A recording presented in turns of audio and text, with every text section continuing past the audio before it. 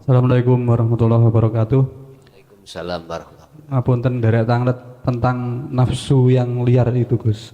wabarakatuh. Eh, apakah nafsu syahwat khususnya yang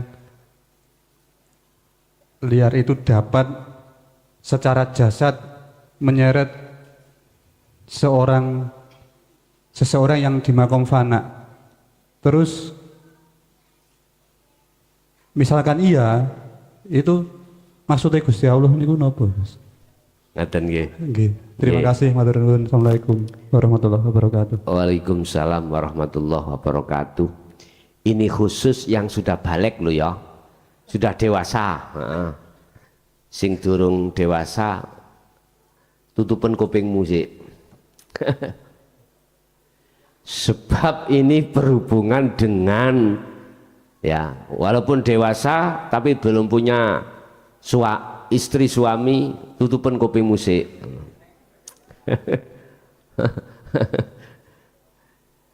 Ini berkenaan dengan syahwatul farji, ya.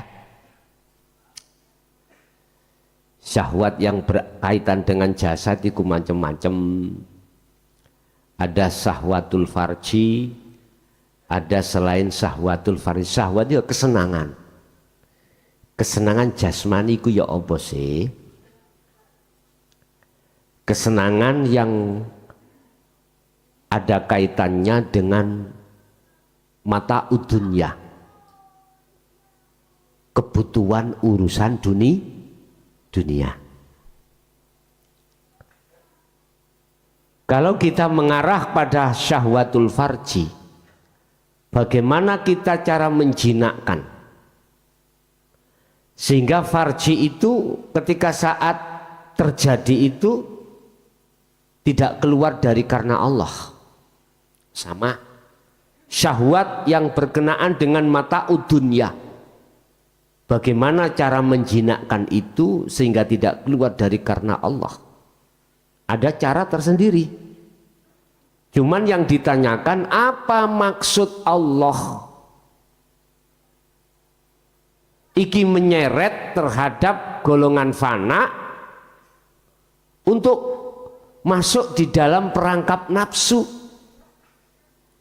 Nyun sewu Pak, kita kembali pada maksud dan tujuan Allah ciptakan manusia, ya. Kita kembali kepada maksud Allah ciptakan manusia. Dalam satu ayat Allah katakan illa liya'budun, kecuali untuk mau menyembah pada Allah. Tapi jangan diartikan bukan berarti Allah iku sepi si nyembah, ndak. Jangan diartikan Allah minta disembah, ndak. Bukan berarti sifat ketuhanan Allah itu sudah berkurang, enggak. Oleh karena jenengan kali kulo itu sudah kadung, sudah terlanjur mengatakan qalu bala syahidna, inilah akan terjadi. Sudah kadung mengatakan jenengan ikut Tuhanku, saya hanya setia padamu, hanya bercinta padamu, memuja, memuji, menyembah padamu. Inilah akhirnya Allah butuh pembuktian.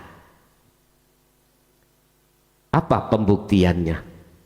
Diperintahkanlah iblis, innahu lakum aduwwum mubin, untuk mengetes, menguji kesetiaanmu pada Allah. Nafsu akhirnya ditaruh di dalam diri kita yang tergabung di dalam sifat basariyah. Ternyata apa yang terjadi? Awal kita itu sesuai dengan sejarah apa yang telah terjadi pada baginda Adam. Baginda Adam. Tadi sudah saya katakan, setiap ayat yang diturunkan oleh Allah mesti ada asbabun nuzulnya. Ada asbabun nuzulnya. Walaupun Allah sudah mengatakan terhadap Adam,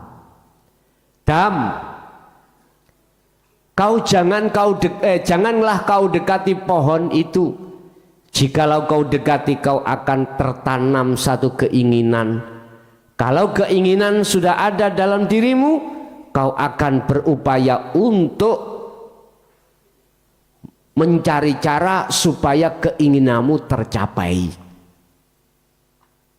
Tapi kalau sudah tercapai, kau akan tahu betapa penyesalan yang akan terjadi setelah saya kasih tahu.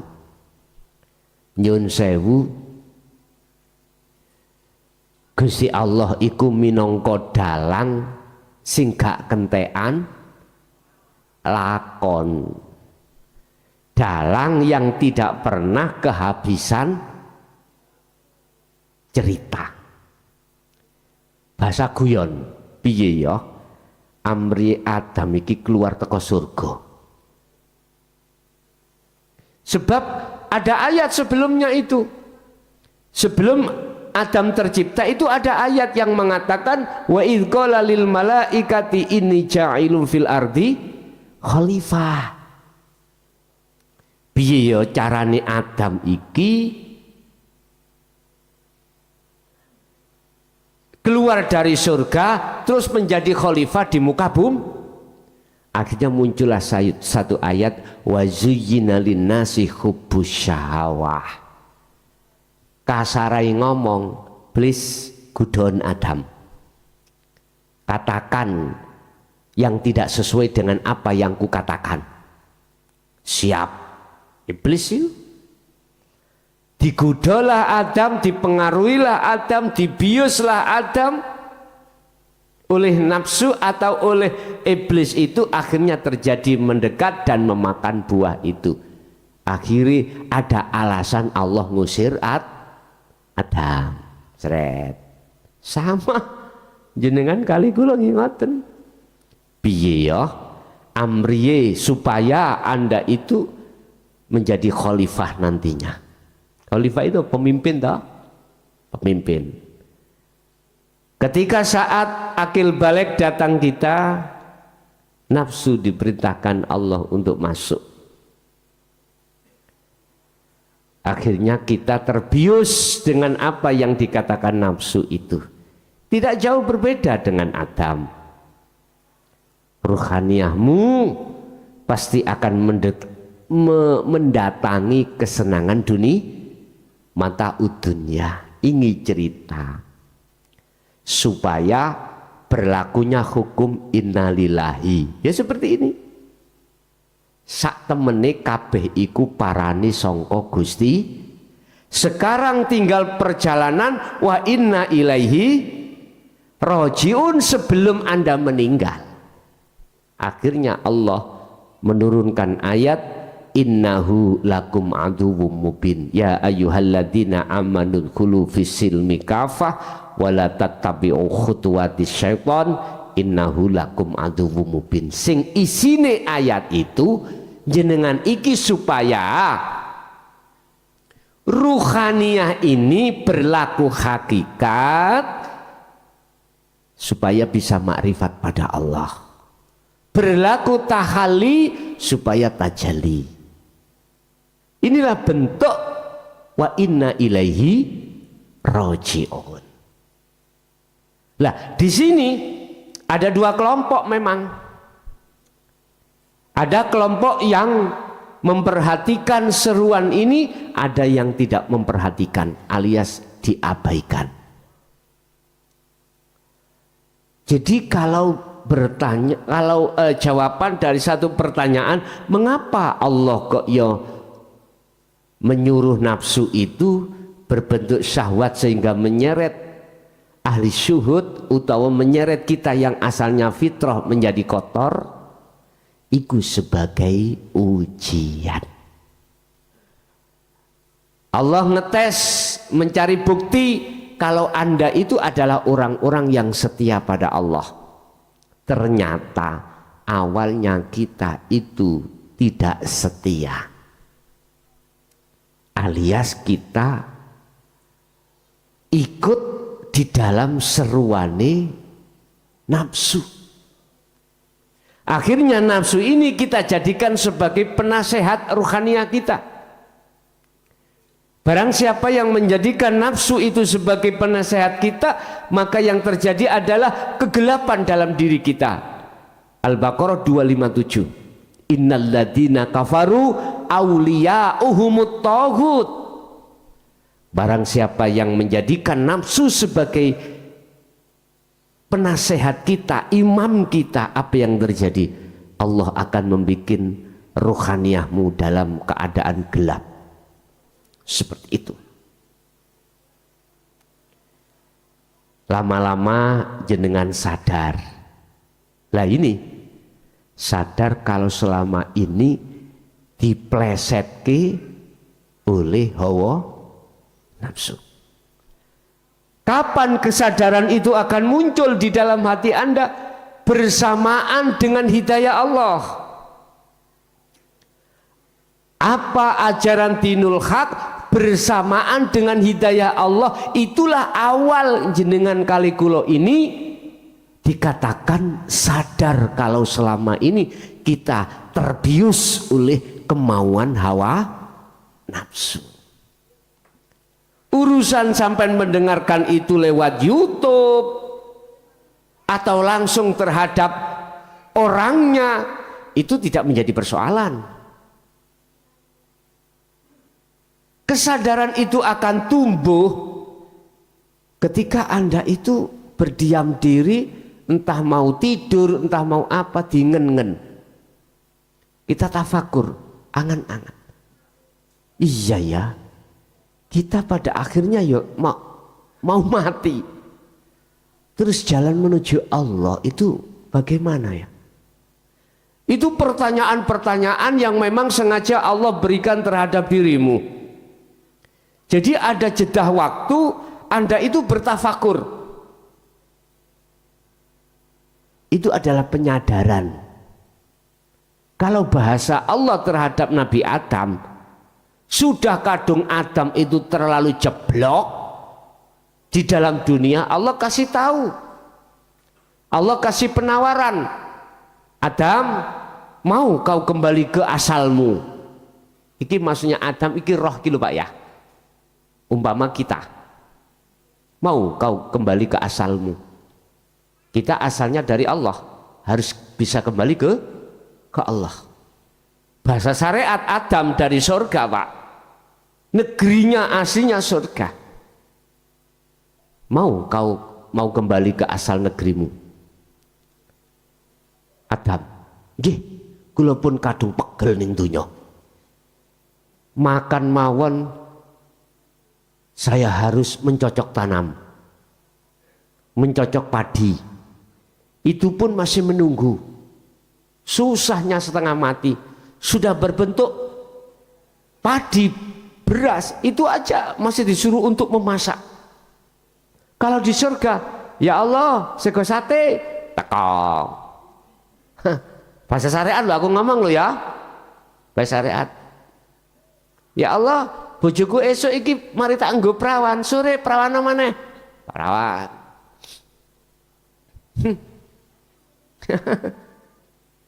Wis pokoknya tidak ada kalimat tertolak. Apa yang menjadi kemauanmu? Adam pernah ngalami, jenengan nggih pernah ngalami. Waktu ada di kandungan Bapak Ibu, pernah tah di dalam kandungan bayi iki menyambut gawe? Minta sesuatu? Enggak. Dia gak minta, itu disiapi Allah. Bahkan sebelum kelahirannya itu loh, bahasa syariat dengan kekuasaan Allah, ibunya asinya monyor-monyor, asinya keluar lagi tuh Bu nggih. Iku bahasa syariat dengan kekuasaan Allah. Bapak Ibu, Allah sudah siapkan ASI. Nggak mungkin bayi lahir langsung didulang jemblem. Nggak mungkin, karena apa, lambungnya itu belum waktunya. ASI. Dan ASI itu tidak berbentuk darah secara tidak langsung. Secara langsung juga berbentuk darah, berbentuk putih. Tapi aslinya itu kalau nggak percaya, mungkin ibu sudah tahu. ASI sampai sedot, sampai letakkan di lepek, biarkan, mesti jadi merah. Itu adalah makanan si bayi. Dengan halusnya Allah menyiapkan. Halus. Gak mungkin begitu lahir kan mesti nangis Pak, langsung diambilkan jemblem, nyoh mangano. Gak mungkin. Tetek air ASI itu pasti. Akhirnya nggak membahayakan dalam tubuh si bayi. Begitu cantiknya Allah ya, mendesain dan lain sebagainya. Udah kembali. Lah, akhirnya Adam dawuh nggih, fatalaqa Adamu mir rabbi kalimatin fataba alaih. Ada syaratnya, Bos. Kak bim salabim kenaan lah.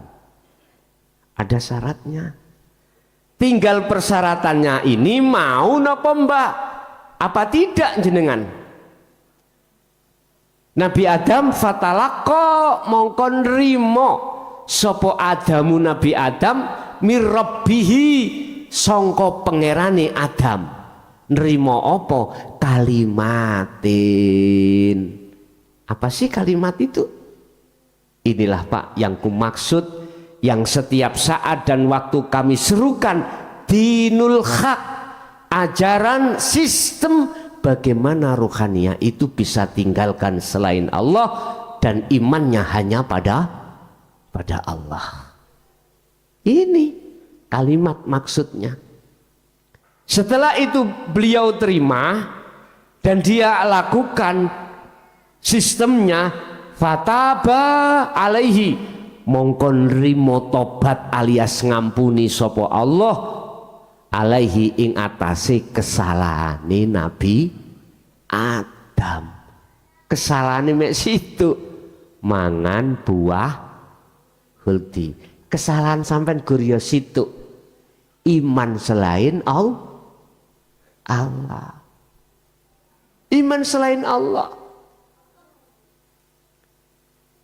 Ya bunayya la tusyrik billah inna syirka la zulmun azim. Lagi karena perbuatan syirik itulah yang akan menjadikan gelapnya ruhaniyahmu. Perbuatan syirik itulah mbah buyute dosa.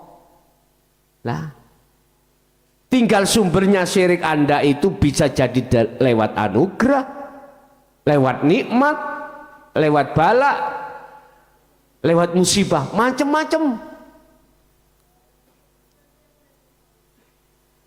Lah Nabi Adam berhubung sudah menerima kalimat itu dan menjalankan fungsi dari kalimat itu, maka fataba alaih. Ya dengan sama. Dinul haq sudah Anda terima sekalipun lewat YouTube. Makanya mengapa aku disuruh Allah untuk meletakkan nomor pribadi saya di dalam YouTube. Padahal itu nyun sewu menyusahkan kula, membikin saya itu bertambah sibuk. Iya Pak, nggih mohon maaf untuk sekarang hampir 1.500 yang belum kami jawab. Estu. Sehingga mohon dengan sangat kesabaran jenengan, walaupun sampai 3 hari pertanyaan Anda belum terjawab, pasti akan saya jawab. Masalah sistem saya menjawab gini Pak, WA yang paling bawah yang kubuka dulu, ku jawab dulu, entah dapat berapa sesuai dengan tidak kesibukan saya tadi. Kadang dapat 10, sibuk lagi. Kadang nggak mesti. Yang kedua, saya menjawabnya secara offline, bukan online. Kalau saya jawab dengan online, mohon maaf, saya jawab 5 yang datang 20. Ramari, mari. Mesisan dadi siji, nanti berapa misalkan 100 sudah kejawab, baru tak offline no. Tak online kan. Terus seret nyampe neng sampean, baru gitu tak tutup lagi. Tak offline kan lagi, jawab berikutnya. Wis pokoknya tak jawab gitu loh Pak, walaupun jadi 1 minggu. Karena memang Allah menyuruh saya untuk meletakkan nomor itu, maksud dan tujuannya biar ada wasilahnya, sambungan antara Anda yang jauh di sana nggak bisa ketemu saya, lewat ini komunikasinya, tanya jawab. Inilah yang akan menepis makalah yang mengatakan jikalau kau belajar di YouTube, kalau guru nih gurumu setan. Udah. Yes. Jadi itu sebagai ujian Pak ya. Allah menghadirkan kesenangan duniawiyah itu untuk menguji pada kita.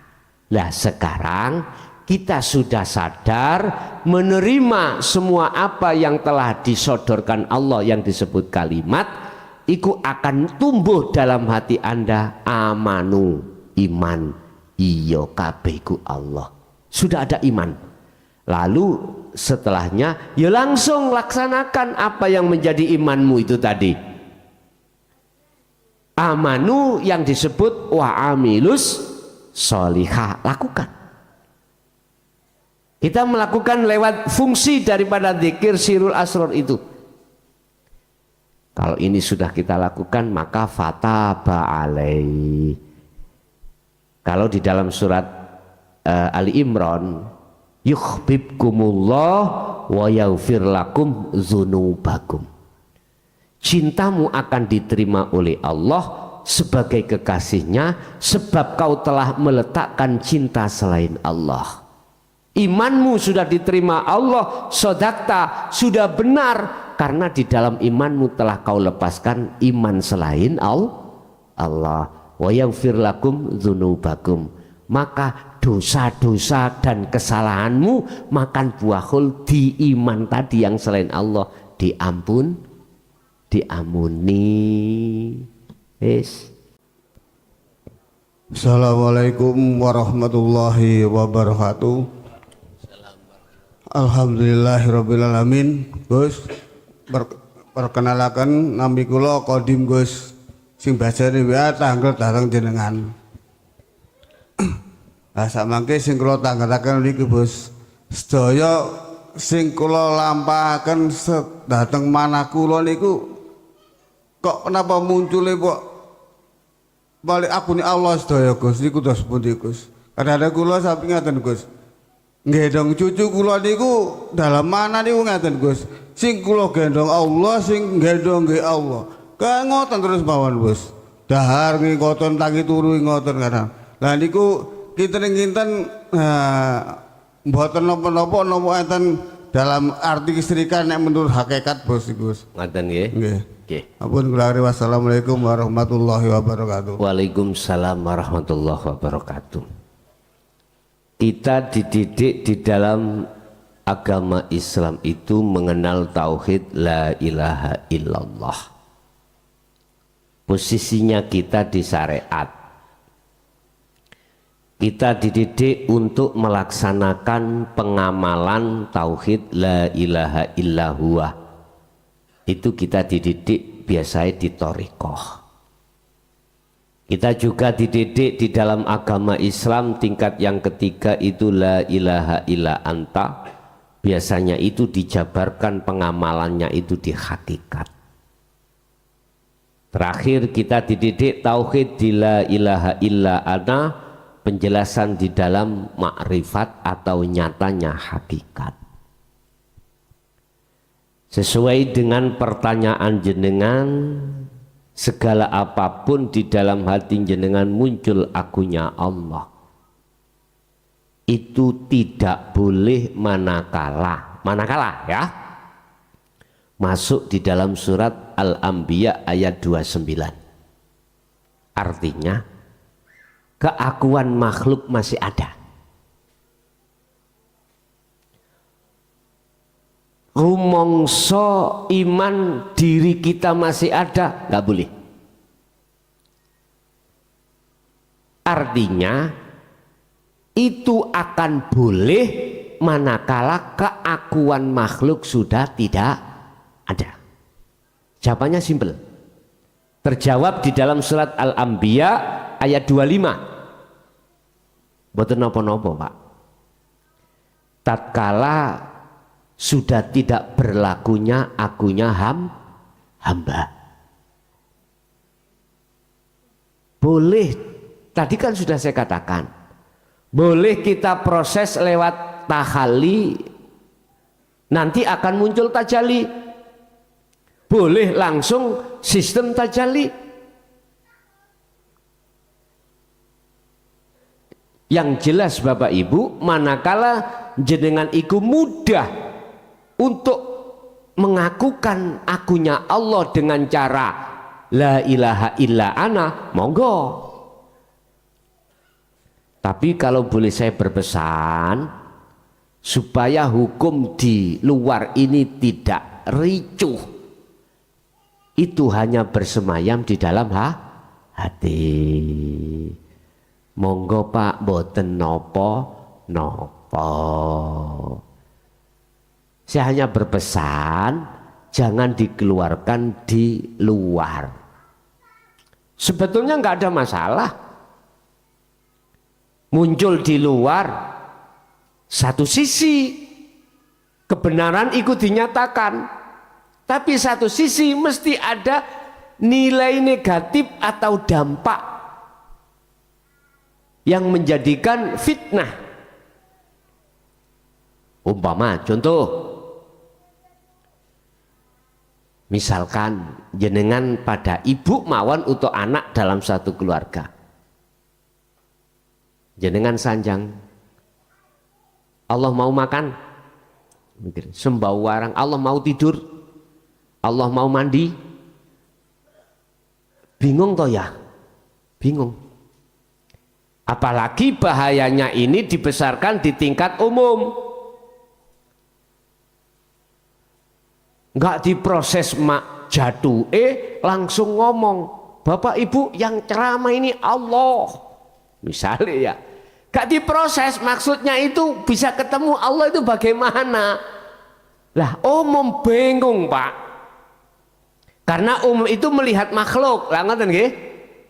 Sedangkan jenengan itu sudah menetapkan keakuannya Allah atas ketidak berlakunya lagi fungsi akunya hamba. Ini bahaya memang. Tapi bila mana itu terjadi memang karena Allah, ya nggak bisa Pak saya menyalahkan, ya nggak bisa. Cuman kalau boleh, tadi kan saya tanya, kalau boleh saya berpesan, lagi itu toh, cukup itu berhukum di dalam diri Anda sendiri. Ngaten nggih? Memang harus gitu Pak. Umpah mudahnya jenengan itu bertajali harus seperti itu, lakukan terus. Seperti itu, nggih? Nggih.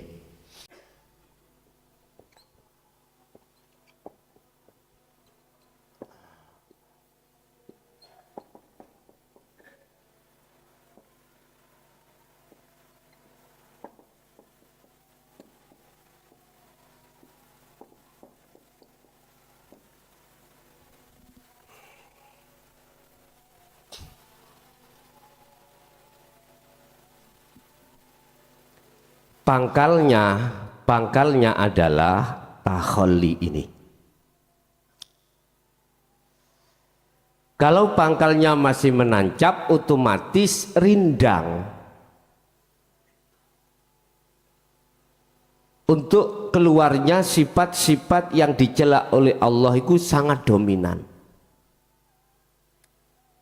Walaupunlah yang katanya Anda diperintahkan untuk zikir khafi, menghilangkan sifat-sifat itu. Manakala pangkalnya itu tidak Anda lepas dari bumi, masih tetap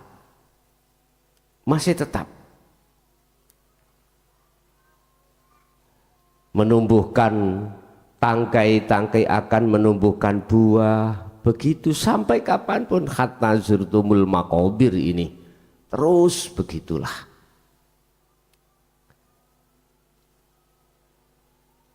Bapak Ibu, untuk bisanya hilang semuanya itu, pangkal itu harus kita tebang. Artinya harus kita lepas dari tanah ibarat pohon itu. Sifat basariyah di dalam diri kita yang cenderung di situ adalah duduk di takholli. Udah, lepaskan.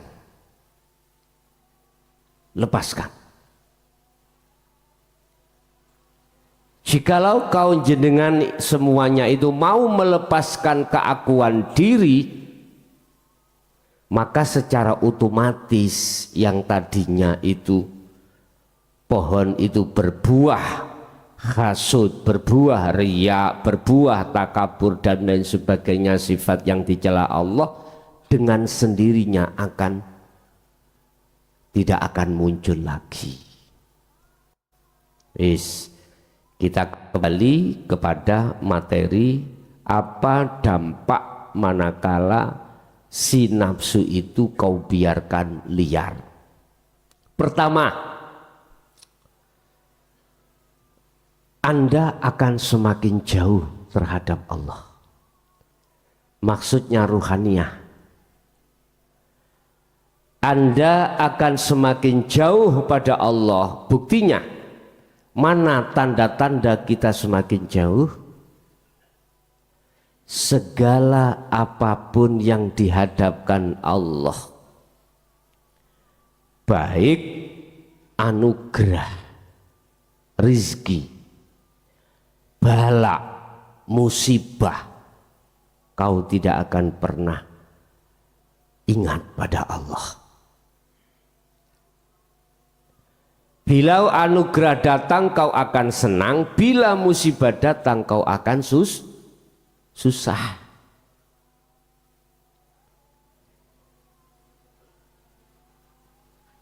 Ingat atau zikir, sadar kalau semuanya itu datangnya dari Allah, nggak ada itu dalam hati kita, nggak ada. Kesadaran diri bahwasanya semua apa yang dihadapkan kita, baik anugerah, nikmat, bala, musibah, itu nggak bisa hati itu koneksi pada Allahnya, nggak bisa. Kalau ini kebiarkan, maka selanjutnya dampaknya imanmu semakin rusak pada Allah. Semakin rusak. Arti semakin rusak, perkara-perkara yang berkenaan dengan syirik khafi semakin tebal. Semakin tebal. Contoh tadi, anugerah datang. Di situ Allah tampakkan secara lahiriah datangnya anugerah dari siapa? Allah menampakkan di dalam hatimu atas makhluknya. Atas makhluknya. Contoh, kita sebagai poksinya tukang, mandor, atau kuli. Habis kerja, kita dikasih upah. Bahkan setiap selesai proyek kita ada fee, istilah fee, dikasih oleh pimpinan kita fee. Kalau kuli ya tukang atau mandor. Kalau mandor berarti pemborong. Kalau pemborong berarti atasnya pemborong juga apa?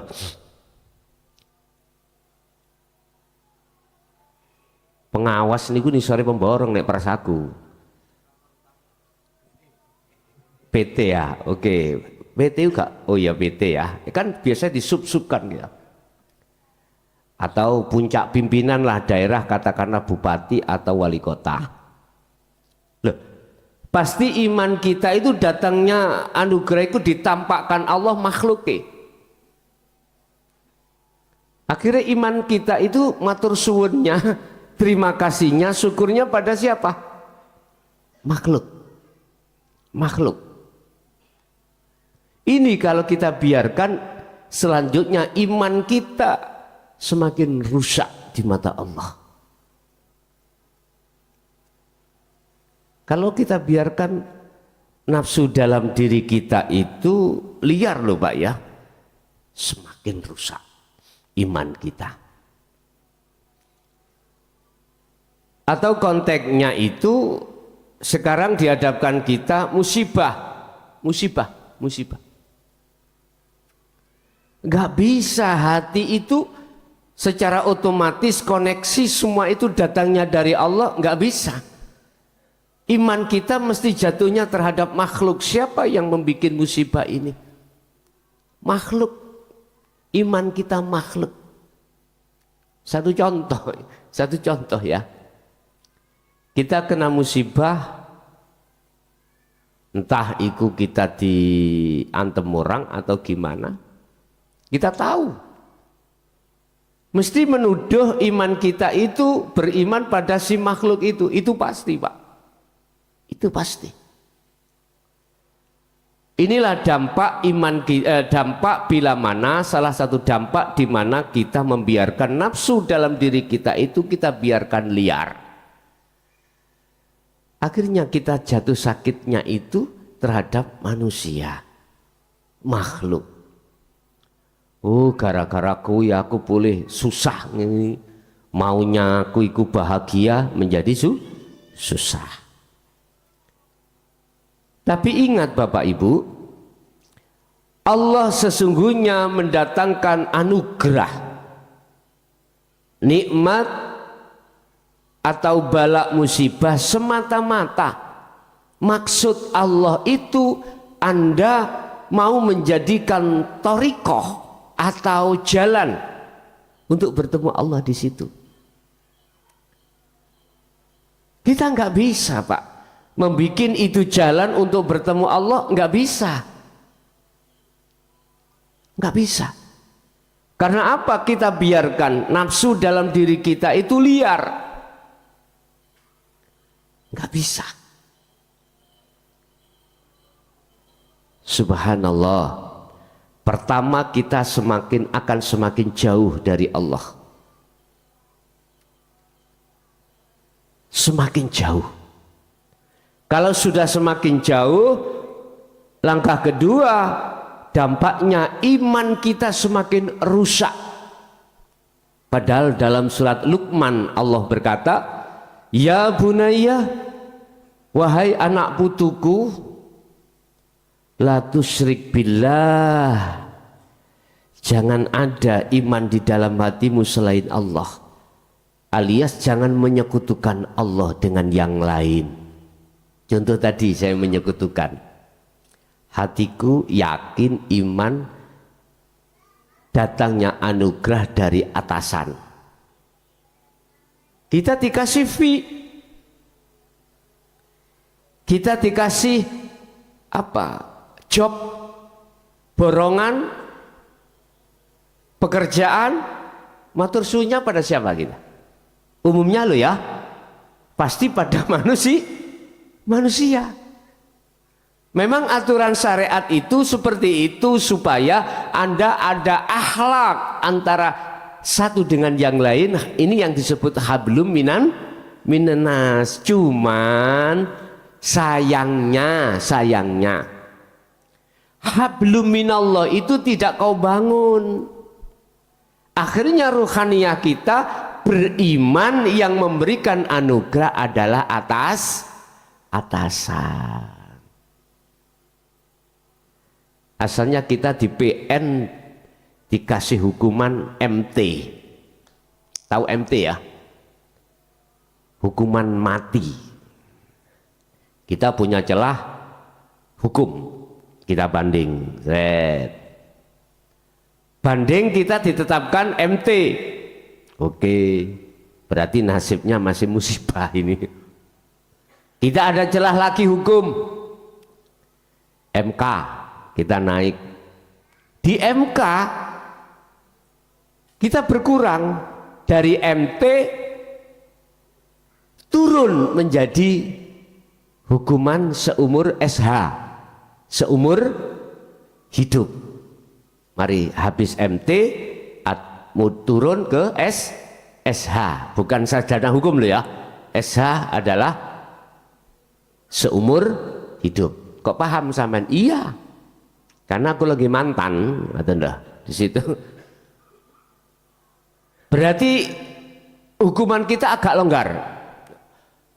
Aku yakin imanku jatuhnya matur suwunnya pada hakim di MK tadi. Padahal di situ ada celah lagi. Satu kali celah hukum gerasi yang dikeluarkan oleh Bapak Presiden. Iya. Udah matur suwun, akhirnya aman lah. Inilah hukum secara syariat. Hukum di dunia itu seperti itu. Bisa dimainkan. Hukum itu bisa dipermainkan. Kalau bahasa sederhana saya, hukum karet. Mentul. Lah memang ada dasar hukumnya, nggak apa-apa, sah-sah saja, gitu loh. Bapak Ibu hadirin jamaah rahimakumullah. Kedua, iman kita pada Allah semakin rusak. Padahal Allah sudah katakan di dalam surat Luqman tadi, wahai anak cucuku, janganlah kau ada iman selain Allah dalam dirimu, dalam segi konteks apapun. Sebab walillahil masyriq wal maghrib, semua makhluk jagat timur sampai jagat barat bisanya bergerak itu karena ada yang menggerakkan. Itulah Allah subhanahu wa ta'ala. Gak ada. Hati itu koneksi iman pada Allah di situ nggak ada. Paling tidak mentok-mentoke iman kita pada umumnya gini. Hakim iku yo digawe Allah lantaran. Memang semuanya dari Allah, cuman dilantarkan lewat hakim. Iman yang seperti itu Bapak Ibu, mohon maaf ya, mohon maaf. Sekali lagi mohon maaf, bukan berarti saya merusak aturan yang ada di kelas ini, enggak. Saya justru memberikan spirit supaya Anda betul-betul tauhidmu itu murni pada Allah tanpa ada campuran apapun. Mohon maaf, setahu saya selama kami itu membaca, selama kami itu belajar di dalam Al-Quran, nggak pernah itu Allah itu pakai lantaran, nggak pernah itu Allah itu olehnya menguasai apapun itu minta pertolongan terhadap makhluknya, nggak ada itu. Cuman itu halusinasi Anda, pengadaan hukum Anda saja. Kalau hukum Allah aslinya, originalnya Allah sendiri. Tapi mengapa itu diadakan hukum lantaran, hukum wasilah? Itu sebab memang mohon maaf proses kita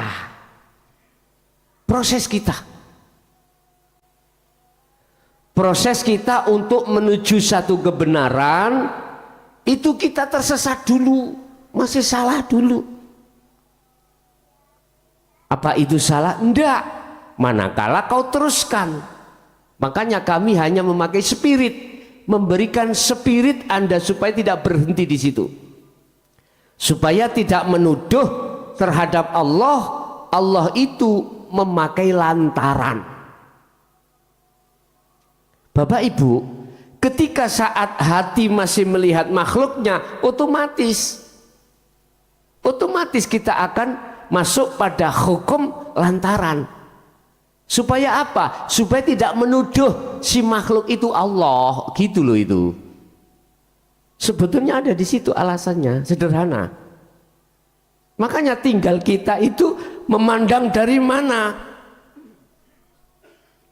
Kalau memandang makhluknya, otomatis makhluk, akhirnya makhluk dijadikan Allah sebagai wasilah atau lantaran untuk menyelesaikan satu masalah. Tapi kalau kita memandangnya langsung Allah, ini yang dimaksud qul huwallahu ahad Allahus samad lam yalid walam yulad walam yakul lahu kufuwan ahad. Ini Allah tidak beranak dan tidak diberanakkan. Artinya Allah itu tidak memakai dan membutuhkan pertolongan terhadap yang lain, alias Allah sendiri yang menyelesaikan. Jikalau kita belum sampai ke ahad, otomatis ya kita akan tetap mengatakan makhluk, dijadikan Allah sebagai lintasan, sarana, wasilah untuk sampai menyelesaikan satu masalah. Murnikanlah ketauhidanmu, murnikanlah imanmu. Artinya sampailah kau harus ke ahad di situ.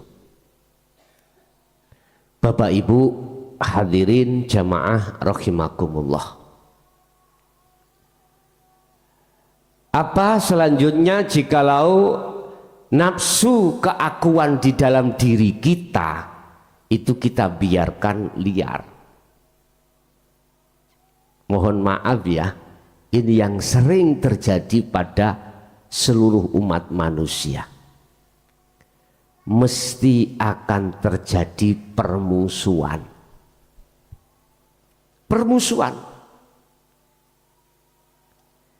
Saya tidak berbicara tentang masalah di luar agama Islam, misalkan di dalam tubuh Islam sendiri, perbedaan mazhab, perbedaan pandangan, perbedaan hujah, dalil yang menetapkan satu hukum ini bila mana dibiarkan terus menerus berdampak tidak hanya secara ukhrawi tetapi juga pasti akan secara jasmani. Sampai lihat di Timur Tengah sebagai contoh aja, antara mazhab ini dengan mazhab itu tidak hanya adu argumentasi hujah dasar akidahnya, enggak, sampai terjadi fisik, sampai terjadi fisik.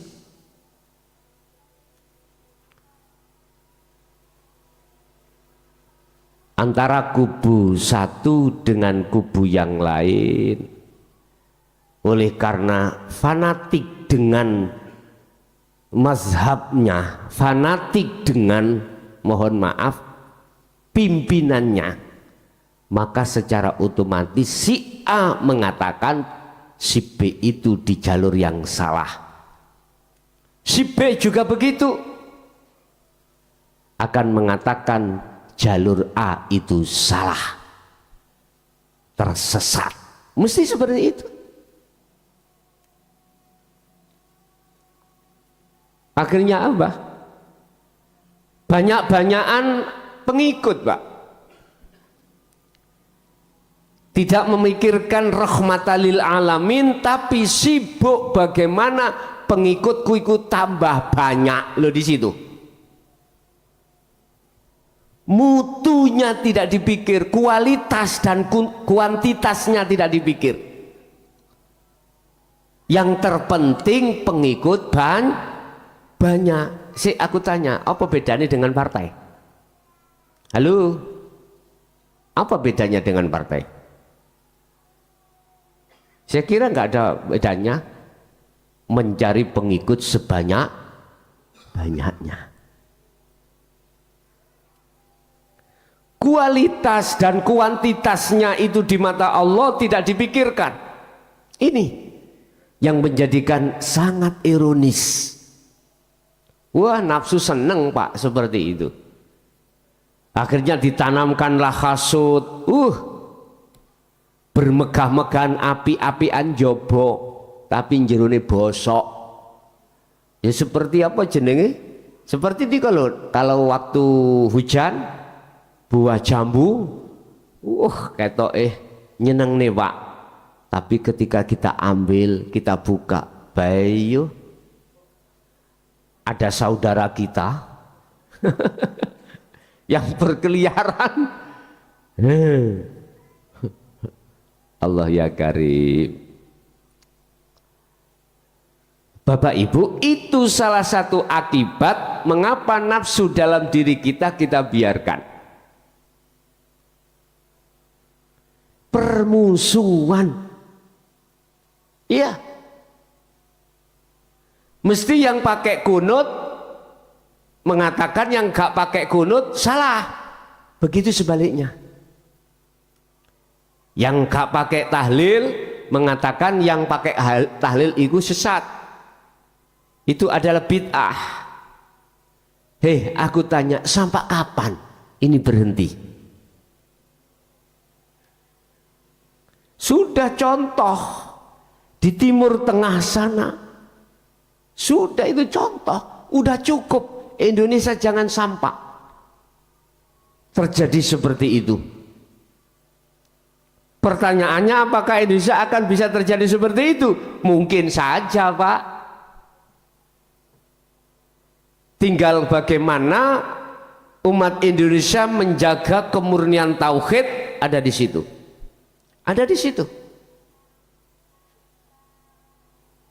Kalau sudah semuanya melepaskan kemurnian tauhid, alias ajaran tauhid dilarang di tengah umat Islam Indonesia khususnya, lah wis sudah. Tinggal menunggu waktu. Siapa yang banyak pengikutnya, biasanya itu dia yang menang. Akhirnya kita sebagai pengikut pasti akan digiring Pak. Umpama pimpinannya itu saya, tak giring kepada politik. Tak giring kepada politik, artinya suara Anda itu aku manfaatkan untuk kepentingan di dalam organisasi saya. Itu kok tetap politik barang sih. Loh, memang dampaknya seperti itu, dampaknya seperti itu. Udah, walaupun saya mengatakan dampaknya seperti itu, bukan berarti kami tidak kasih solusi. Saya kasih solusi. Solusinya bagaimana? Biar itu tidak terjadi. Pertama tadi kita semakin jauh. Kedua, kita itu imannya kita semakin rusak pada Allah ketika kita pasti akan terjadi permusuhan. Pertama, semakin jauh pada Allah. Kedua, iman semakin rusak. Ketiga adalah permusuhan. Ini yang terjadi.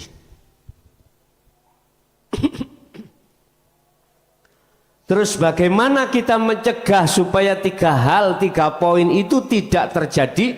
khususnya pada pribadi individu kita secara umum, biar tidak terjadi pada negara kita. Ada solusinya. Apa solusinya? Kita ambil pangkalnya tadi. Pangkalnya tadi adalah takholi. Maka kita masuk pada pangkal juga tahali. Berupaya kita menghilangkan iman, rasa keakuan makhluk diri kita yang melakukan. Itu harus. Dan itu harus kita lakukan setiap saat dan waktu, artinya tidak terbatas dengan waktu dan tempat ataupun keadaan. Orang perempuan biasanya 1 bulan itu ada keadaan yang tidak boleh untuk beribadah. Itu boleh. Boleh. Orang laki-laki ada keadaan yang tidak boleh melakukan ibadah ketika mengandung hadas besar. Itu boleh. Tidak terikat dengan fisik. Lakukanlah bentuk tahalli di dalam rohaniyah Anda. Berupaya untuk membersihkan apa pengakuan iman di dalam diri kita terkait terhadap makhluk. Dibersihkan. Caranya? Kembalilah pada Al-Quran. Allah mengatakan dalam surah Al-Ahzab, wahai orang-orang yang beriman, perbanyaklah zikirmu. Iki aku mengambil pangkal ya, mengambil pangkal biar enggak bulet-bulet. Nek kita enggak ngambil pangkal terlalu bulet sampai kepahamannya apa terpengaruh nanti dengan aturan-aturan sing jelimet. Oh, bahasa Indonesia jelimet itu. Sing ruwet. Langsung ke pangkal mawon. Apapun yang dihadapkan Allah, baik anugerah, nikmat, musibah, bala, ya, perbanyaklah terus sesuai kemampuan di dalam dirimu untuk tidak mengakui la yarawna li anfusihim syai'an, untuk tidak mengakui yang berperan itu adalah makhluk. Jangan pernah ada selain Allah yang berperan, jangan pernah ada. Kan sudah kadung ada di dalam hati kita iman terhadap selain Allah toh? Yang tadi yang ngasih fee, yang memberikan anugerah, yang mendatangkan musibah atau bala, udah berupayalah untuk menghilangkan itu. Tentunya Bapak Ibu, inilah yang sering kami maksud tentang zikir. Zikir sadar diri, bahwasanya semua apapun itu datangnya bukan dari makhluk. Tadinya kan kita masih ada makhluk, sekarang berupaya untuk menghilangkan makhluknya. Lah, kalau setelah ini kau lakukan, ini sudah kau lakukan bentuk tahalli, maka pangkalnya dengan sendirinya tajalli akan muncul. Lewat seperti proses seperti monggo, lewat langsung tajalli, enggak katik tahalli, monggo, terserah mana yang lebih mudah miturut Anda masing-masing. Bahasa zikir opotah Anda itu la ilaha illa anta dulu? Apakah Anda itu langsung la ilaha illa ana? Terserah, mana sistem yang mudah. Bapak Ibu, ini cara yang sangat sederhana dan mudah, tidak terlalu jelimet, tidak terlalu susah. Cukup sampean berzikirlah sadar diri dalam hati sampean dengan bentuk iman dalam dirimu. Jangan pernah ada iman selain Allah. La taj'al ma'allah ilahan akhara. Jangan pernah di dalam hatimu itu ada selain Allah. Konteksnya iman. Urusan secara fisik yang didatangkan apakah anugerah, apa nikmat, apakah bala ataupun musibah, udah itu urusan Allah. Sing penting jenengan ada tindakan selalu tahalli dan tajalli. Ini salah satu syarat cara dengan mudah Anda itu menghilangkan atau tidak akan pernah datang 3 perkara tadi. Justru akan sebaliknya. Yang pertama, kita semakin jauh tadi dari Allah. Kebalikannya, pasti akan semakin dekat. Sehingga mengapa Allah memerintahkan Kanjeng Nabi, wadhkur isma rabbika bukrata wa asila. Pagi sampai sore Rasulullah itu diperintahkan Allah selalu zikir. Malam pun juga begitu. Benar mukhotabnya ayat itu terhadap Rasulullah, tapi aslinya juga terhadap kita. Bukan hanya Rasulullah. Kalau hanya diberikan oleh Rasulullah wahyu itu nggak mungkin disampaikan terhadap kita.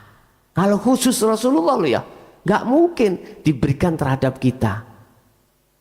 Bentuk kalau itu tadi juga untuk kita, ditorehkanlah di dalam mushaf Al-Quran.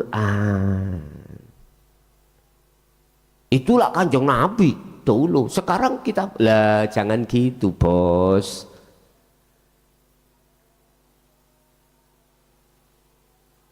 Bapak Ibu hadirin jamaah rahimakumullah. Yang kedua tadi apa? Iman kita semakin rusak, ini semakin tertata. Iman nanti semakin lama saya suwe, saya tambah bagus. Iman kita yang tadinya ada selain Allah, secara otomatis kalau hati jenengan selalu mengutamakan zikir pada Allah, mesti iman semakin benar. Sehingga mengapa Rasulullah memberikan beberapa tahapan-tahapan umat manusia yang di dalamnya ada Islam, iman, ihsan di sini. Inilah Pak Bu. Imanmu akan benar disebut ihsan nantinya manakala anta budallaha ka'annaka taroh. Dikatakan kau seakan-akan bisa melihat Allah. Ini kalau kami sarah. Dalam hatimu sudah tidak ada yang berperan kecuali Allah. Itu maksudnya. Seakan-akan kau bisa melihat Allah. Jikalau tidak seperti itu, maka kau seakan-akan selalu dilihat Allah. Ini bahasa ihsan itu ada di situ. Iman yang sudah benar adalah iman di dalam diri Anda sudah tidak ada selain Allah yang bisa aweh manfaat atau mendatangkan mudorot, tidak ada. Walaupun secara fisik itu seakan-akan makhluk yang memberikan nikmat atau anugerah atau bala atau musibah, tetapi di dalam ruhaniyah sampean itu hanya Allah. Akan tertata. Ingat, dalam surat Az-Zumar ayat 54 Allah berkata, kembalilah kau pada Tuhanmu sebelum kau meninggal. Itu maksudnya ada di situ. Tatalah imanmu itu yang murni. Ketauhidanmu jangan pernah ada selain Allah. Imanmu jangan menyekutukan Allah. Sebelum kau mati ini, murnikanlah. Sebab jikalau kau belum melakukan ketika saat di dunia ini, kok ya sudah kau itu meninggal, maka summalatun sorun. Jangan pernah kau akan mendapatkan pertolongan, nggak akan pernah. Karena waktunya sudah habis. Mungkin saya logikakan gini Pak. Kita pada saat dulu sekolah ada THB, lah ngeten ya. Sekarang THB pun ngeten ya. Ujian dihapus ganti ujian. Kalau waktu sudah habis wajib ngumpulkan enggak? Wajib. Kalau kita tidak kumpulkan, kita akan didatangi oleh pengawas, diambil jawaban kita. Lah gitu toh. Karena waktu sudah habis. Kalau tidak kau selesaikan jawabmu dengan benar ketika saat waktu-waktu yang telah diberikan, rugilah kita. Nggak mungkin akan ada pertolongan. Summalatun sorun. Nggak akan mungkin. Kecuali, ini ada keterkecualikan, hukum yang dikecualikan. Kau kekasih Allah. Otomatis menjadi kekasih Allah sebelumnya Anda sudah bertemu Allah. Iki pesan menurut saya yang paling nunjem itu Pak, keras ya. Tapi ingat, apa sebab nuzulul asbabun nuzulnya ayat ini dikeluarkan Allah? Apa sepasti Pak, setiap ayat yang diturunkan Allah pasti ada asbabun nuzul, apa? Sebab-sebab mengapa ayat diturun itu pasti ada. Mengapa panjenengan makan? Sebabnya Anda lapar. Gitu. Itu sebabnya. Ini namanya asbabun nuzul. Apa sebab asbabun nuzulnya? Surat Az-Zumar 54 diturunkan sebab karena banyak ruhaniyah umat manusia imannya itu terhadap selain Allah. Titik sudah. Sebab banyak di antara ruhaniyah kita itu menjauh dari Allah. Akhirnya diturunkanlah ayat seperti ini supaya jenengan lekas kembali pada Allah. Itu loh, alasannya ada di situ. Apa sebab bapakmu, ibumu, bapak biungmu nyuruh awakmu untuk membersihkan rumah karena rumahmu itu kotor. Nggak mungkin bersih langsung bapak sini sapu nggak mungkin. Karena di tengah rai itu kotor, maka ada perintah untuk membersihkan. Yes. Dengan sendirinya imanmu akan tertata menjadi iman yang murni tanpa ada persyarikatan apapun. Artinya tidak akan menyekutukan Allah. Labbaik Allahumma labbaik, labbaik la syarika lak, labbaik. Aku datang terhadapmu ya Allah tanpa ada persekutuan, tanpa menyekutukan Allah. Yang ketiga, permusuhan. Ini malah menjadi persaudaraan. Begitu indahnya antara si A dengan si B, itu satu tujuan walaupun beda jalan. Umpama umat Islam lah, kan di situ banyak mazhab piambak-piambak, sendiri-sendiri, punya imam sendiri-sendiri. Imam si A, imam si B, tidak menanamkan hasud, tidak menanamkan, Masya Allah, permusuhan, justru menjalin persaudaraan. Intinya tidak bisa Anda itu tidak muncul hasud manakala Anda tidak bertauhid.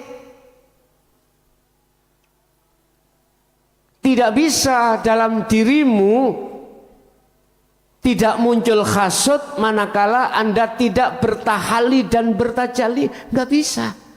Artinya imam-imam kita kalau bertahali dan bertajalli mesti mengarahkan terhadap pengikutnya untuk melakukan seperti itu.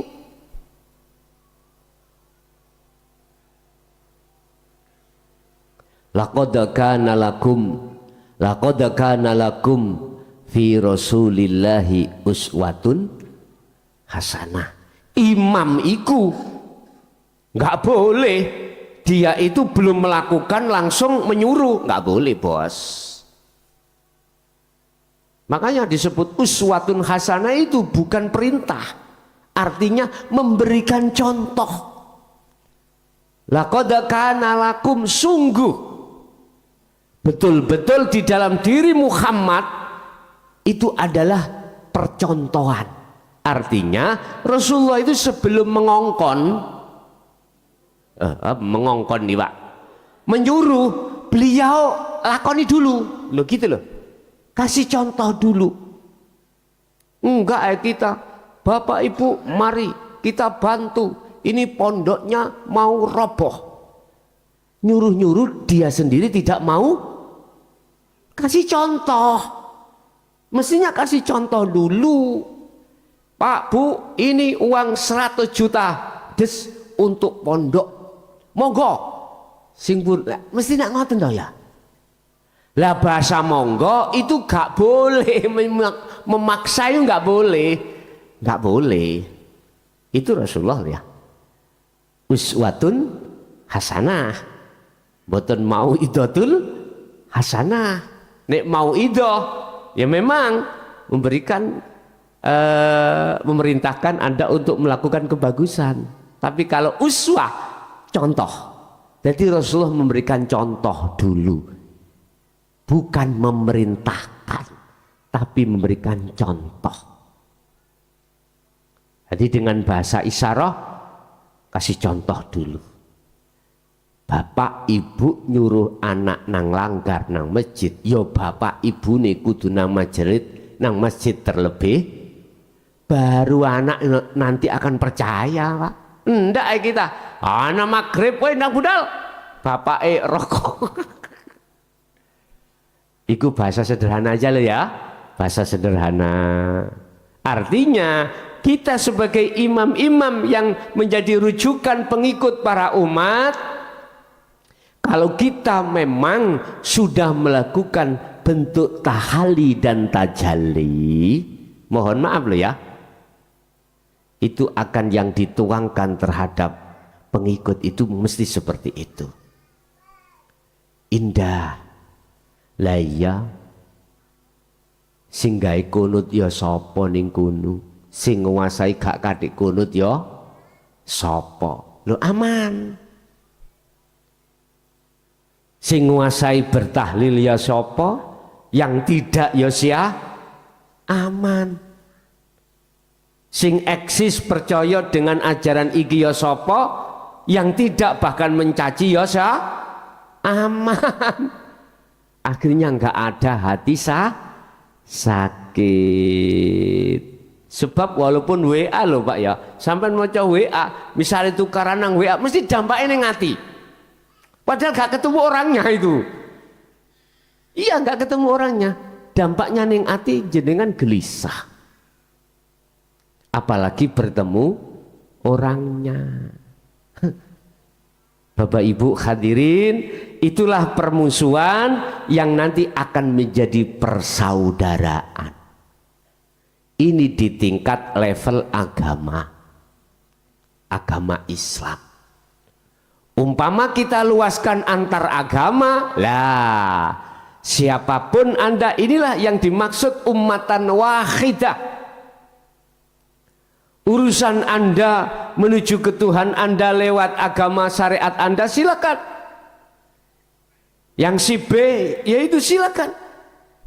Yang terpenting substansinya sama, tujuan maksudnya sama. Apa? Wa anibu ila rabbikum, kembali pada Tuhan, kembali pada Allah. Wis talah Pak, yang namanya Tuhan iku kok celuk Allah mesti noleh. Kau celuk Allah noleh. Apa noleh bahasanya? Hah? Menengok. Oke. Kok sebut apapun dengan sebutan yang tidak sama miturut umumnya, beliau akan memperhatikan. Karena pada hakikatnya setiap saat dan waktu, bahkan setiap detik pada diri kita, yang melayani semuanya adalah Allah Subhanahu. Tanpa Allah, tanpa Tuhan itu nggak mungkin kita akan bisa berkumpul, nggak akan mungkin bisa ada pertemuan, ya nggak mungkin. Kalau hati kembali kepada Tuhannya, nggak akan pernah mempermasalahkan apapun yang ada di dalamnya. Sebab sibuk hati kita mengkoneksikan pada Allah. Tinggal pertanyaannya, maukah lewat musibah, lewat bala, lewat anugerah, lewat nikmat, kau jadikan jalan untuk bertemu Allah? Kalau mau, maka berdamai, maka persaudaraan yang terjadi bukan permusuhan. Oke, itu mungkin Bapak, Ibu, apa yang bisa kami sampaikan berkenaan dengan apa dampak manakala nafsu di dalam diri kita biarkan liar.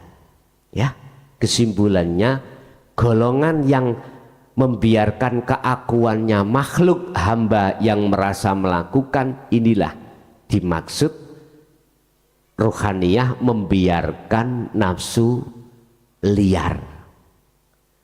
Untuk menjinakkannya, kita harus melakukan bentuk tahalli dan tajalli. Tidak mengakui atas diri makhluk yang melakukan, justru menetapkan semuanya adalah Allah. Itu terpancap di dalam hati. Dan itulah maksud pengajaran wahyu inti Allah yang diberikan pada Rasul, yang berbunyi la ilaha illa ana, aku. Ajarkanlah Muhammad bagaimana cara umatmu bisa menyembah padaku. Tidak ada Tuhan yang wajib disembah kecuali aku. Anta sudah tidak, huwa sudah tidak, Allah sudah tidak. Allah nama maksud saya ya, itu sudah tidak. Hanya menyembah aku. Fa'budun. Arahkanlah Muhammad umatmu untuk menyembah aku. Inilah maksud tajalli, Pak. Dalam hati sampean sudah menetapkan semua keakuan Allah. Oke?